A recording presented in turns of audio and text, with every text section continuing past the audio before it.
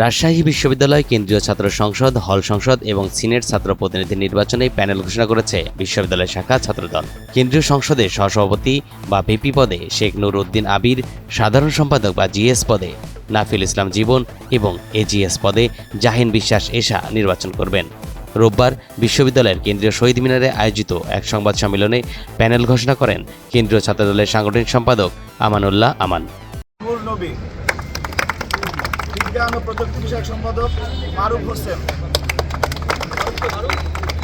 সহ বিজ্ঞান ও প্রযুক্তি বিষয়ক সম্পাদক নাইমুল ইসলাম নাইম, বিতর্ক ও সাহিত্য বিষয়ক সম্পাদক মাসুম বিল্লাহ,